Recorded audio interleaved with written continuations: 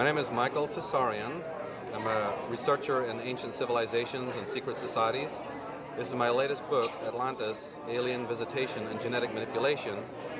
I myself am from Ireland and have specialized in what the Celtic records, the Druidic tradition, the Celtic mythologies have to say about the concept of UFOs and alien visitation. Could you tell me about the hollow inner Earth? What are your beliefs and what's your evidence? Oh yes, the hollow Earth concept is another one that goes back to ancient times. This is not something new, and in my book I have lots of resources about the hollow Earth, about underground cities, caverns that are discovered in the Earth. I mean, you only have to look at your own mythologies. The trolls, the dwarves, the elves. Where do they all come from? Why is it that we, in our burial ritual, right, in the Christian world, when you die, there's a ritual of being put back into the Earth? Ask any Zuni Indian, ask any Hopi Indian about the hollow Earth. They know exactly what you're talking about. It's completely replete in all the mythologies of the world about underground cities. And in fact, Admiral Byrd from the United States Naval Air Force, right? He flew over entrances to the hollow Earth. You have experts who know all about this, who've written extensively on the hollow Earth. And caverns that sometimes go as far as 8 miles down, with literally thousands of miles of ventilated shafts. Eric von Daniken has gone blue in the face trying to expose this. That these are caverns some of them are not natural, some of them are carved with precision, with laser, tools. And these, I explain from the outset of my book, I go into this, it's a very important factor. And in fact, there was even a prohibition in the Bible about drawing the likeness of any being that came from under the water and from under the earth, actually. It's in the Ten Commandments even. And you will find that if you go back to Celtic mythology, there are talking about beings that inhabited the hollow earth and under the earth. I've studied a lot of the ancient texts that have been combined and written into several other old books. Madame Blavatsky, she was a big fan of the hollow earth theory and actually traveled down to South America and was looking for entrances into the South American cave systems, which are actually connected to the other tunnel systems all around the world. And it's fascinating. And you can come into a modern city, any modern city, someplace as big as Dallas. And when they're putting in highways, freeways, sewer systems, they inevitably run into uncharted tunnel systems under Dallas. And these tunnels have strange tracks in them with these little cars that move by themselves. And you think it might be a coal type of mine, or there's no coal mining in Dallas. You can go into a real coal mining town like Bridgeport, Texas, where there were actually several shafts back in the turn of the century, around 1800s or so, where they put 7 or 8 shafts into the under the town of Bridgeport. But today, there's not 7 shafts anymore. The whole underneath of the town is a webwork of tunnels. Why? And who did it? And I'm currently trying to get maps from the Railroad Commission to see, why and where are they going, and all the exterior entrances to these old coal mines are all sealed up, buried up. But many of the old buildings have secret access tunnels to the tunnel system underneath this town. So it gets rather fascinating. Back again to the concept of secret budgets and secret societies. The governments of the world have long been seeking, because our pole shifted, and the earth topography has changed. So lots of the normal entrances to hollow earth have since changed. And some of them were in Antarctica. And therefore the ice on Antarctica makes it a problem now for people to visit there and go there. So the Nazis under the Adolf Hitler and the fascists that rule this country, namely the government, they have always been funding different individuals to try and go and reopen portals and to find entrances to hollow earth. So Admiral Byrd was simply an agent who had flown over there, and he had a large budget, and they took ships out there, and some people say that they discovered entrances to hollow earth. There's also hollow earth entrances in the north. And I've researched this for many years, and I actually know where a great deal of entrances to hollow earth are. What brought Atlantis down was what the mythologies say brought it down, which was a war between the gods, or a conflict between beings that were called the gods, and the kinds of technologies that they were using. This is a motif that you find in mythologies of the ancient world. The beings who interfered with our history are still around, or at least their descendants are still around, behind the thrones of government.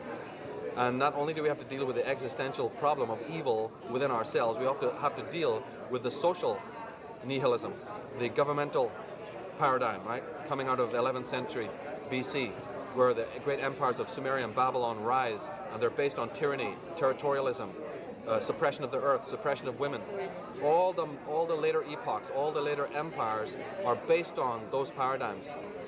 And then they say in the history books that history just stops at 11,000 years ago, or that's when it begins, right? And we don't know what happened before that. A complete fabrication, because all the ancient legends have plenty to tell you about what was happening before that, which was that there was high cultures, high civilizations, who fell by the misuse of magic, who fell by the misuse of energy. You know, this is an old story going back, and we may be heading for the same thing. The Mayan calendar talks about the year 2012. They talk about it being the possible end of our world. I don't necessarily think it'll be the end of the physical world, but it will certainly be the end of the world as we know it, from a psychological, sociological, economical point of view. We can definitely expect many changes. We're already seeing that. And now with the attack on September 11th, there is very much a wake-up call to America in general and to the West in general to wake up, to discover that there is an occult history of their country, there is an alternative history of the world. And so my book also focuses on that. You know, the latter part of the book is about solutions, about the occult history, how these alien beings have infiltrated into our societies and are still around. I address the reptilian concept, which has been, of course, the center of what David Icke has been doing, and we have certain differences. And Zachariah Sitchin's work, I talk about that. I'm in the tradition of these kinds of scholars. It is crucially important that this is not accepted as mere history lesson of the past. These motifs have a very great bearing on our age. We talk about the alien DNA from our human point of view. You could use the word evil. You know, maybe it's not quite the right word, but it certainly is a word that implies that whatever the alien mentality was, it was different than ours. And I'll be specific about that.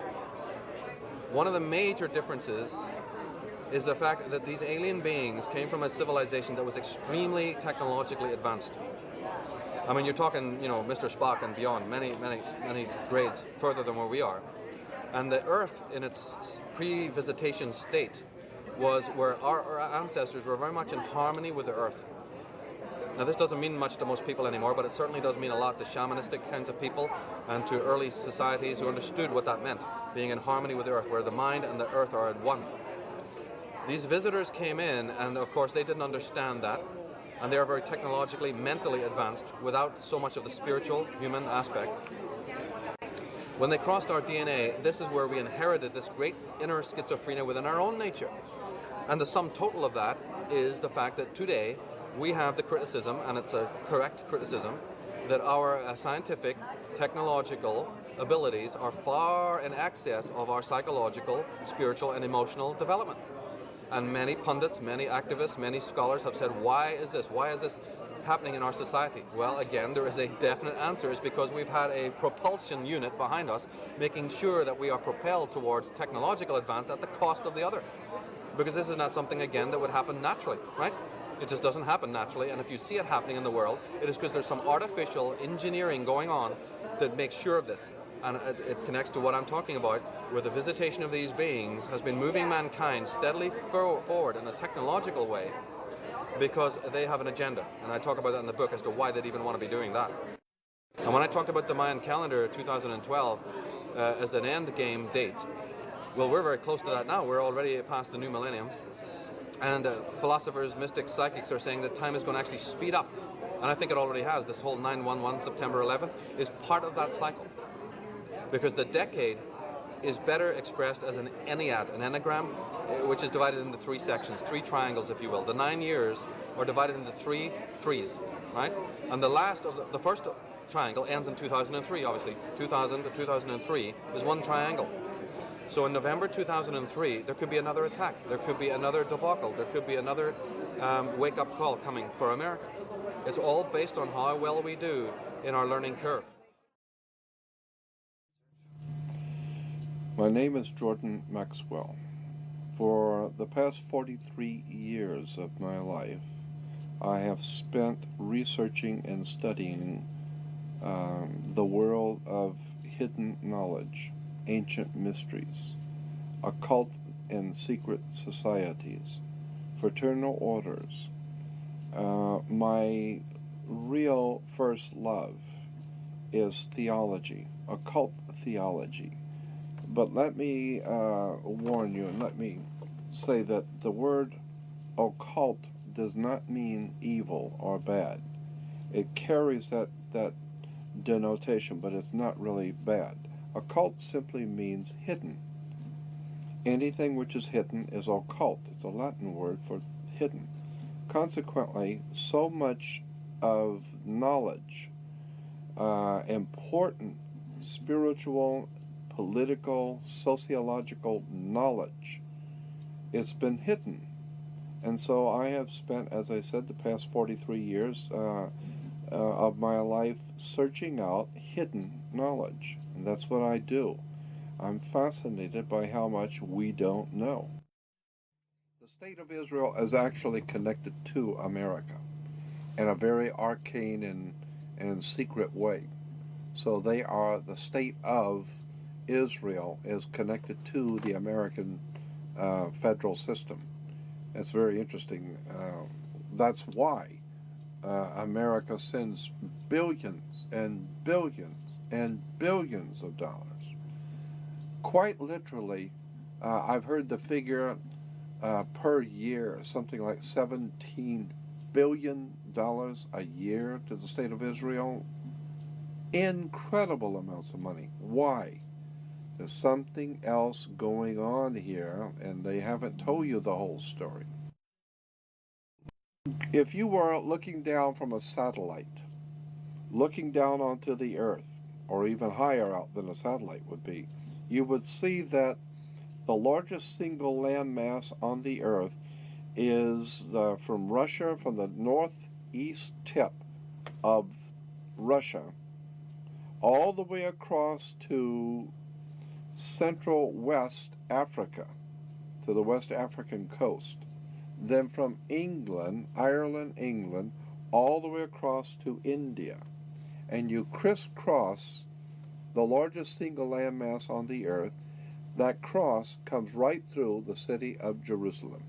That's where it crosses. And so the old ancient Phoenician Canaanites, being the bankers, they said, if you're coming through town to do business, Jack, you're going to pay us up front.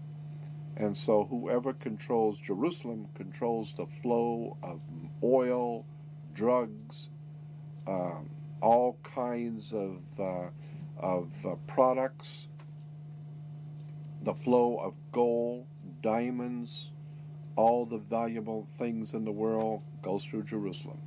That's why it's the holy city.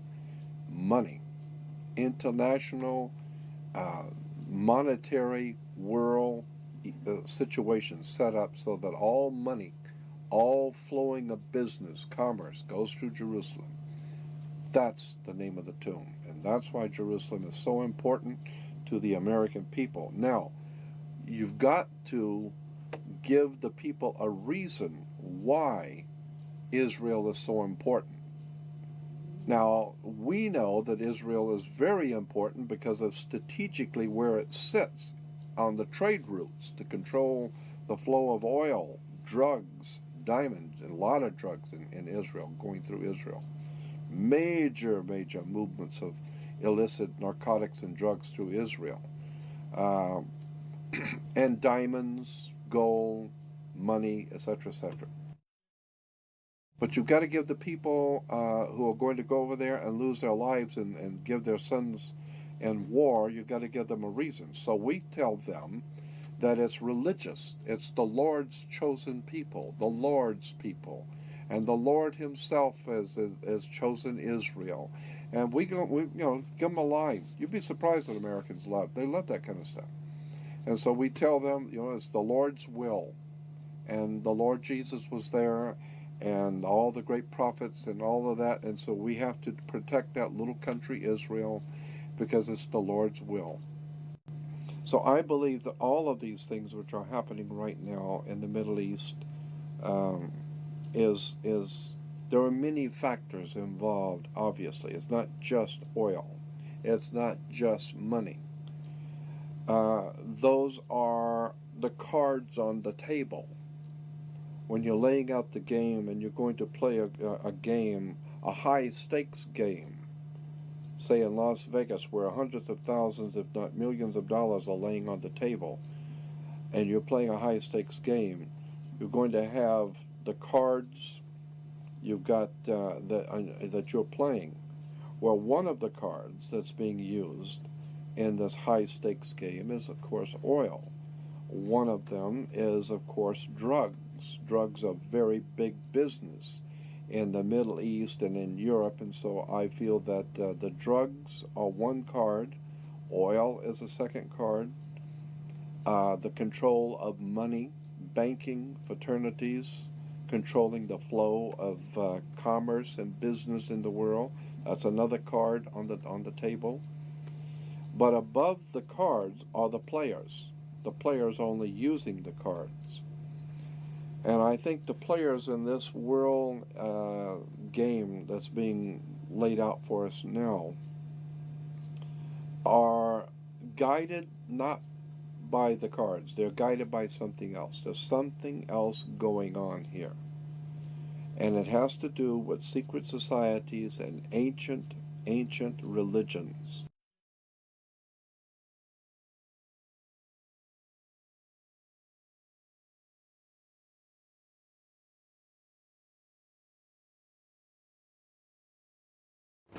Hi, I'm Jim Mars, and I've always been interested in secret things, alternative stories. My background is as a news reporter, and I learned early on about the so-called secret societies. My question was, do they really exist? And more importantly, do they have any power? Over a period of 35 years, I have studied, read, talked, experienced, and I want to tell you they're real, they're here, and yes, within the inner core elite, they definitely have power. And I think this is an anathema to the whole concept of a free, open, and democratic America.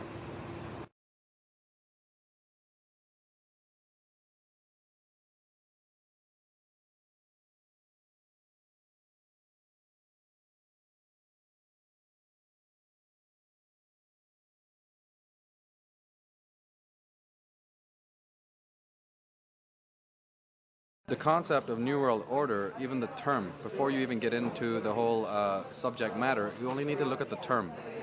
New World Order is found in Latin underneath the pyramid on the dollar bill, Norvis Oda Seclorum, which comes from the Latin poet Ovid. So it's an old Roman concept, a Roman term. Roman symbolism is something that needs to be studied because you have the Roman eagle, which was then picked up by the Nazis, and now you find it in America. You find it at the top of the flagpoles, you find it on the federal government, you find it on the dollar bill, the symbol of the eagle. In the landing on the moon, you hear them talking about the eagle has landed. You know, what kind of eagle are we talking about here? And Novus Ordo Seclorum, New World Order, has a resonance with Nazi Germany because in Nazi Germany you have Adolf Hitler. Adolf Hitler's first book, the most important known book, was called Mein Kampf, but his second book was actually called The New World Order. What do you feel is the major secret society? The Skull and Bones, or what is it? What's the name? Probably the premier secret society is the Bilderbergs. They're so secretive they don't even have a name.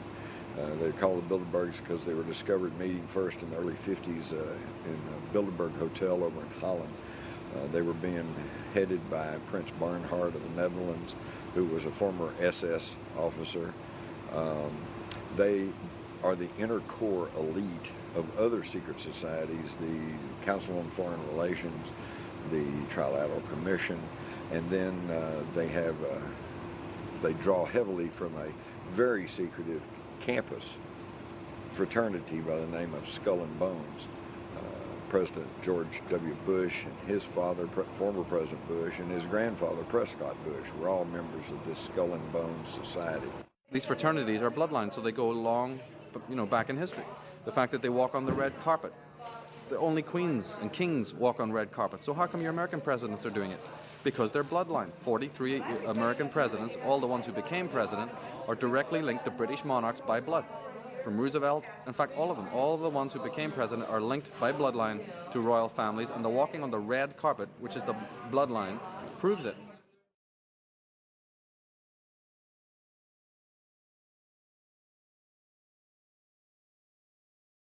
There's a group of probably 300 men that control most of the actions of the world. It boils down to what's known as like the 7 families.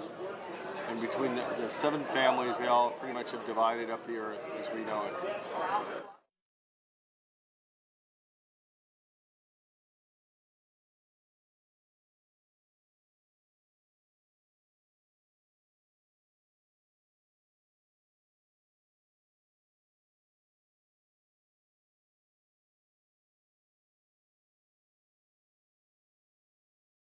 At the heart of the secret societies lie some of the most powerful people in this country. Alan Greenspan, for example, can be connected to these people. These people run the major banks, major insurance companies. Now, we don't really stop and think about these folks or these organizations, but they exert a tremendous impact on the lives of every single individual citizen.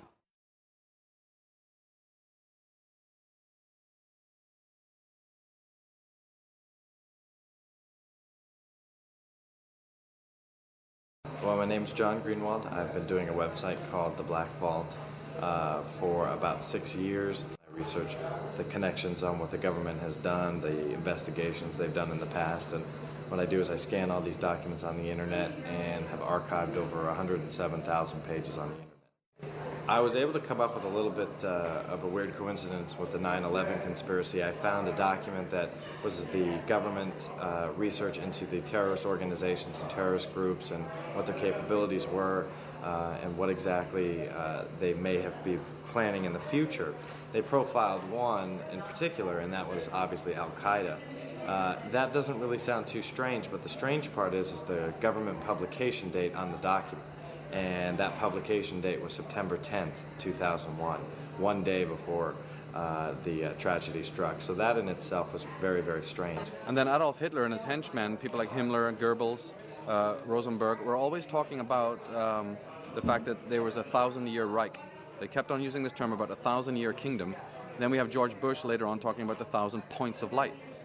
Right? We have George Bush using the term New World Order, I think it was in 2000, on September 11th. And September 11th, 2000, was the first time ever that George Bush used the term, we have to have a New World Order. In regards to secret societies, yes. I mean, the very nature of man is to form these protective societies and conspire, if you will, breathing together. They all seem to be interlinked, the Illuminati, the Masons, the Club of Rome, P5, the Bilderbergers, the CFR, the Trilateralists. They seem to all be different offshoots of the same general secret club. And it's just a bunch of rich people. It's all people with $1 billion who all get together to decide how to either make more money or how to fleece the sheep, being us. What war is going to happen here or there, or what's going to happen between nations or powers. It's all aspects of political science, which are how to get populations to do what you want to gain further control.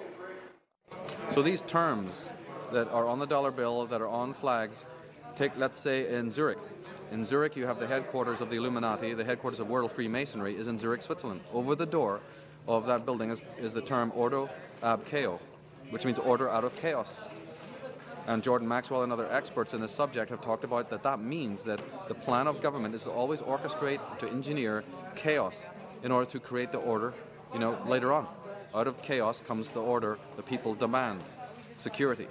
All the events that we see down through time, tribulations caused by government, have this as a central principle. Wars are connected to this. In researching these secret societies, what I found was really astounding. They're nothing new. They track back through older secret societies. They go back in through Illuminized Freemasonry, back to the Knights Templars, back through the Cathars, back through the Rosicrucians. You go all the way back to the ancient mystery schools of Greece and Egypt. And even those schools do not spring whole cloth into existence. They are remnants of the older secret societies in the world, which date all the way back to the ancient Sumerian civilization. And they left behind clay tablets still in existence, which basically state that they were the product of a colonization by people from space. People have been living from day to day, never realizing the profound impact secrets have on us. Secret government, secret projects, secret knowledge. And today we are beginning to see that the world is in serious trouble. I believe that the things which are going on in the world today, not the least of which the Middle Eastern war and Middle Eastern intrigue, I think the machinations that are going on behind the scenes of world government are being orchestrated. I have no doubt in my mind, after 43 years of looking at this subject, that so much of our world, the wars, the violence, the bloodshed, the animosity among races, is purposely designed by someone. Catholic Church is involved in Israel. They're involved in the Holocaust. When the Nazis saw that the war was going bad for them and that they were going to lose the war, that was like 1944. All the top Nazis were given Vatican passports and given safe passage and money through the Vatican banks. Money was given to all the top Nazis to get them out. So the Vatican sent a bunch of Nazis to Uruguay, Paraguay, Brazil, Argentina. We know they're down there. Well, it's all Catholic down there. That's right. That's why they're down there. The scientists and the theoreticians, they sent directly through the CIA, which is the Knights of Malta organization for the Catholic Church. Catholic Church is CIA.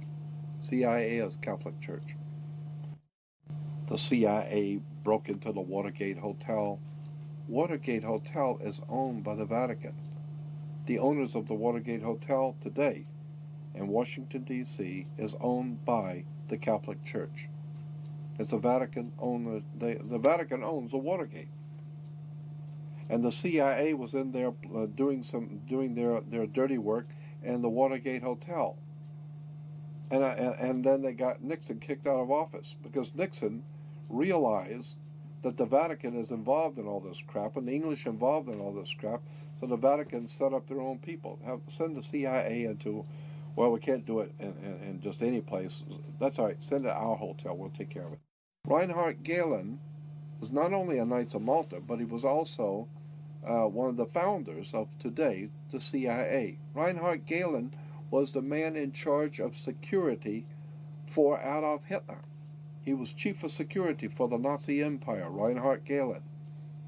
And when he saw that things were going bad and they were going to lose, Reinhard Gehlen was chief of security. He's not an idiot. And this guy knows the war is up. We've lost. So he goes to the Vatican, and the Vatican gets him a ticket over here to work for America, and he comes over here and sets up something called the CIA. All of these religious leaders in America on television, they have contracts under the table with international oil cartels, drug cartels, banking cartels, and they are reaping in millions of dollars in private profits in European banks that American Christians have no idea in the world about. But all you have to do is just start doing some homework and checking on all of the so-called Christian leaders who are all for the state of Israel. Find out how much money did you make last year. Then you begin to finding out the oil companies put up millions of dollars for Christian churches to send out missions. So many of the Christian missionaries that go out around the world, and these you see them nightly on television, missionary movements that go out to the poor, starving people of Africa and the poor people of China. These missions are being financed, but a lot of the big churches are not telling their people that it's being financed by oil companies. Oil companies and drug cartels are financing many of the church's missions throughout the world. We now know, we have documented proof beyond a shadow of a doubt that World War I, World War II were planned long in advance. The things which are going on in the Middle East have been planned for, I believe, at least 40 years, minimum. I can show you at least 40 years ago that this government, American government, was already keenly anticipating a major war in the Middle East. The corporation called United States, after the change of the century, coming into 1900s, decided they wanted to expand. They got so much money and they're doing so well. They thought maybe we could expand the business, move the corporation out a little bit. Let's expand business. Let's go to Germany or Europe and open up a big corporation there and take in their corporation, their government. We'll take them over. And the Germans said, "Hey, Jack, it's like a mafia. What are you coming over here? You're gonna buy me? I'll buy you. You don't buy me." Like the Godfather movie. What, you're going to come into Las Vegas and you're going to give me, and you're going to buy my hotels? Who says I'm going to sell my hotels? And the American corporation, British American corporation, said, unfortunately, maybe you didn't understand. Let me restate it so you understand. I didn't ask you.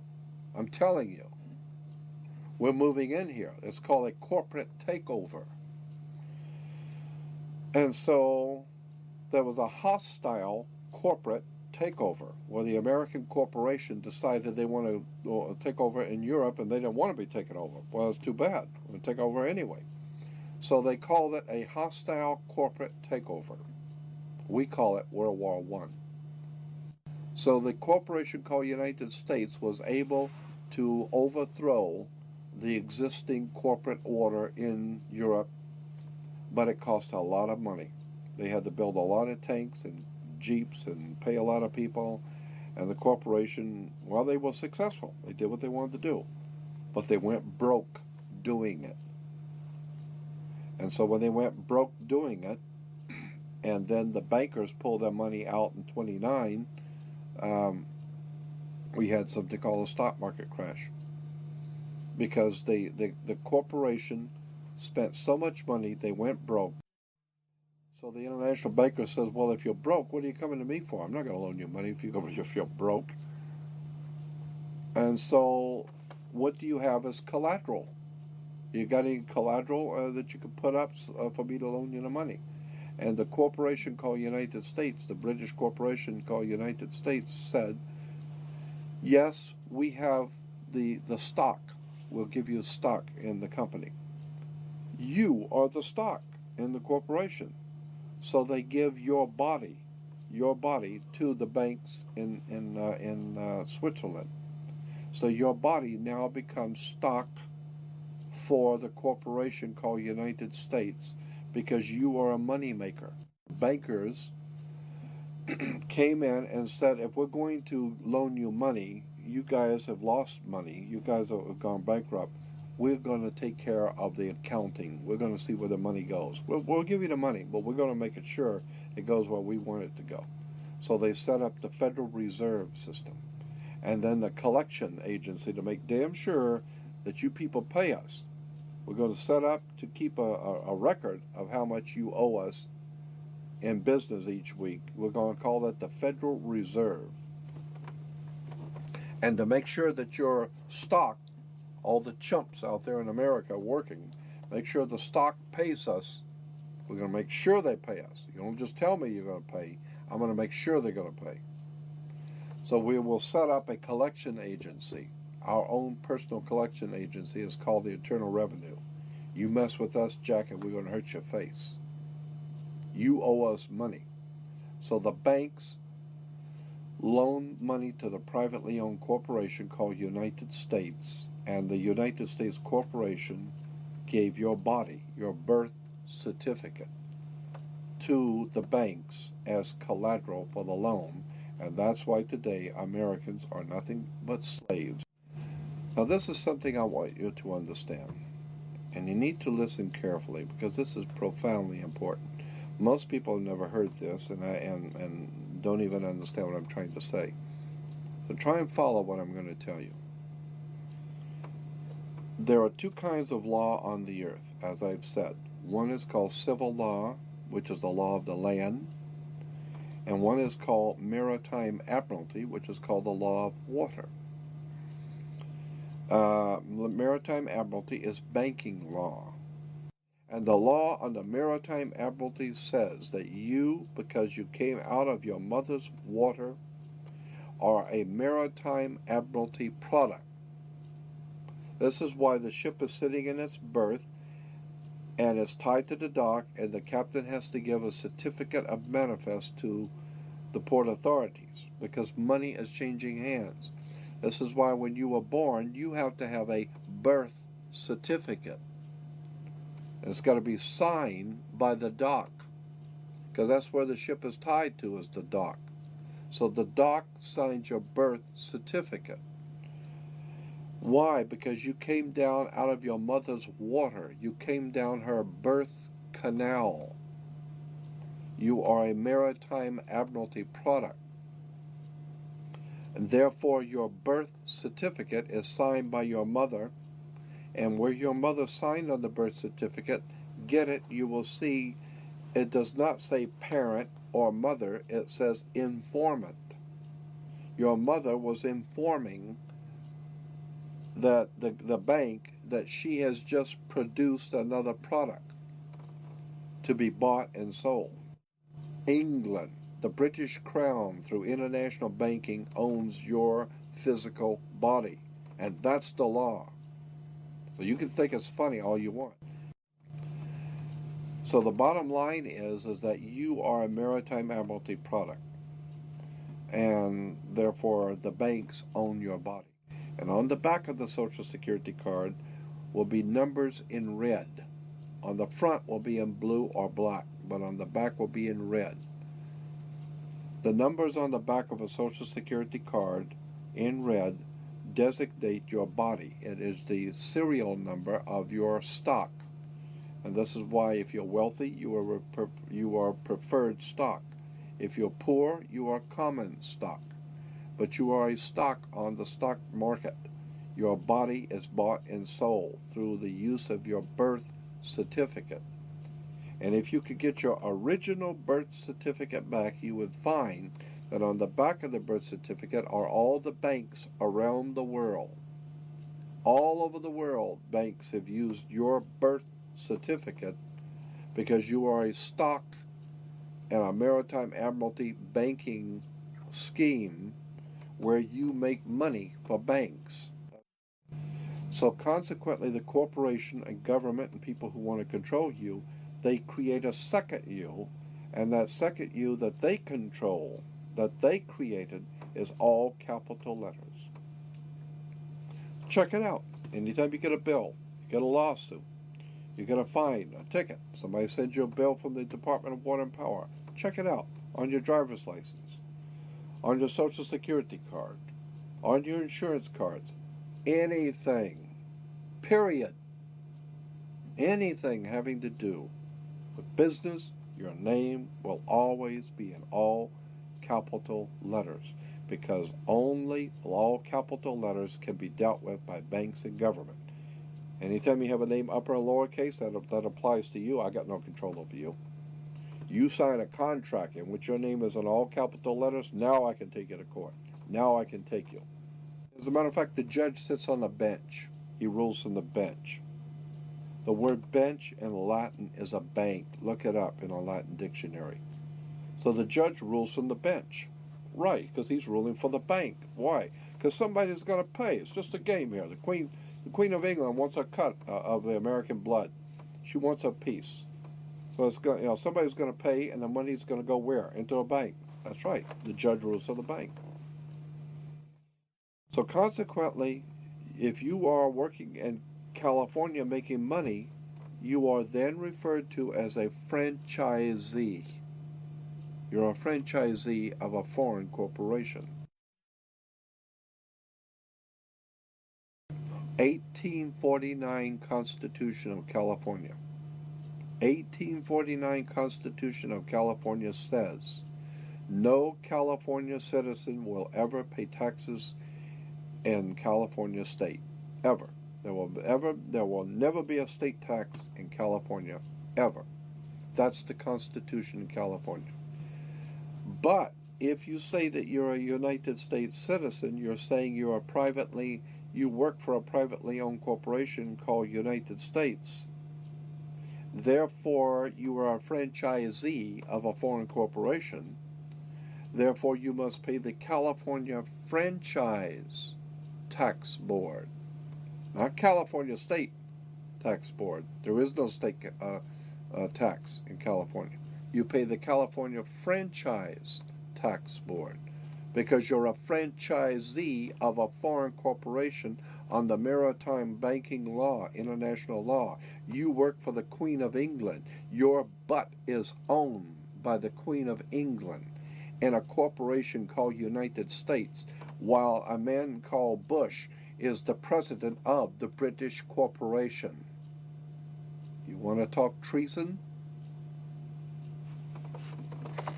You need to wake up and find out how this stuff really works. Because once you understand that you don't need to submit yourself as an American to a British commercial venture called courts. You're an American. You don't need to go to court. You only go to court because you agreed to go to court. When they send you a subpoena to court or a summons to court, they've sent you something, you look at it and say, hey, Jack, that's not me. That's in all capital letters. All capital letters is a corporation. It's a corpse. It's dead. Do I look like I'm dead to you? No, I'm an American, Jack. I ain't dead.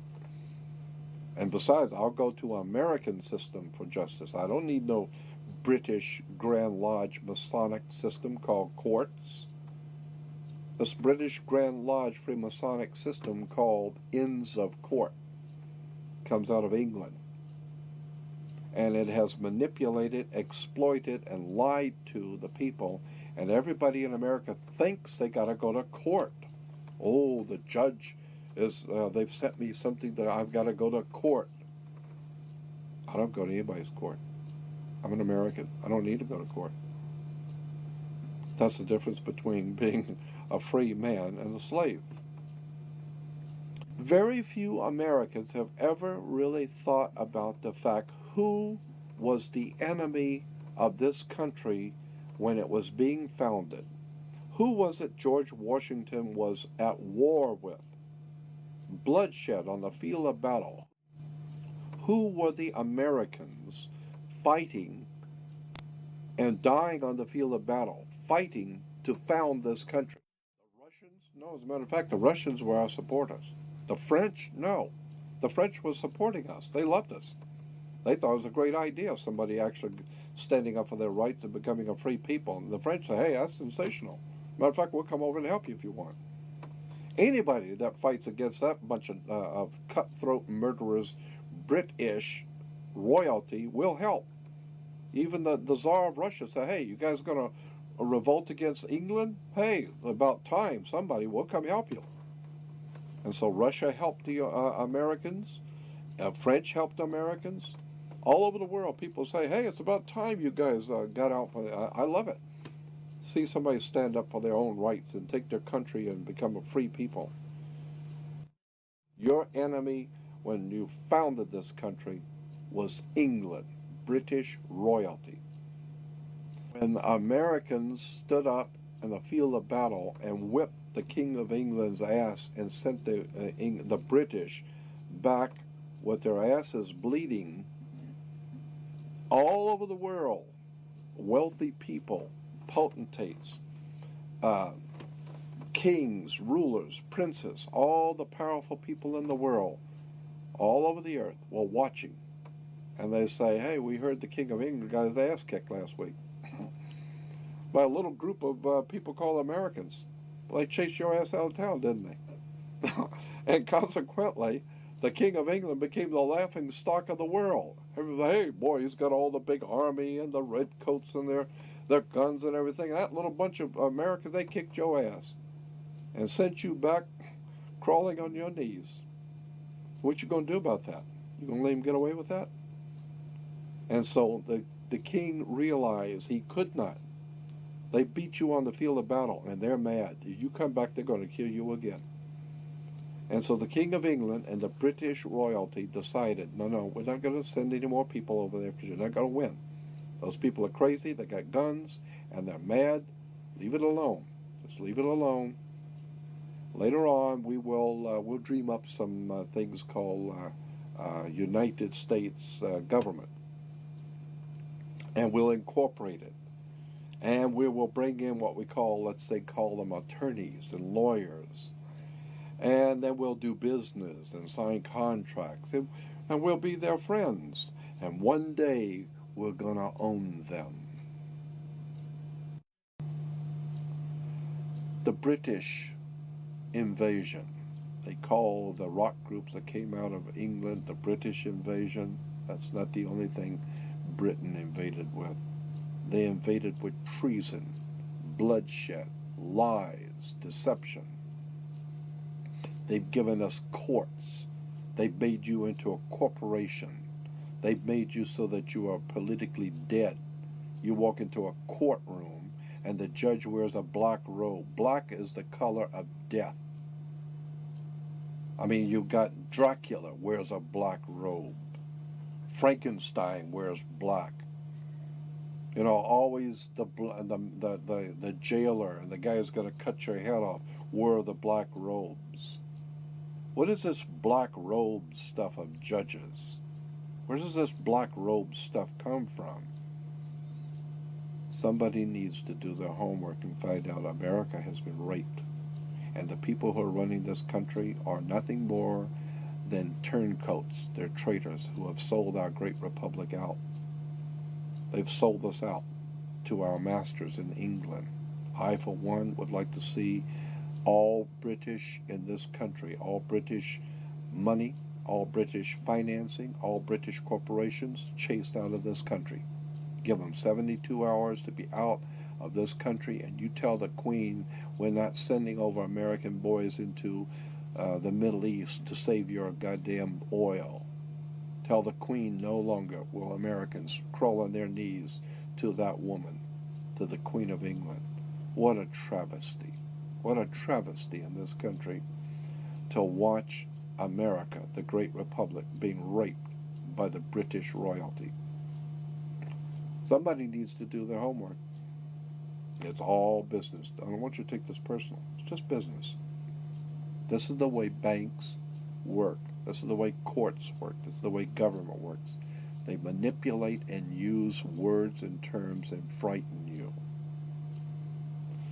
I, for one, am not only not frightened, I'm tired of the lies and deception. I'd like to see America free again. That's my feeling.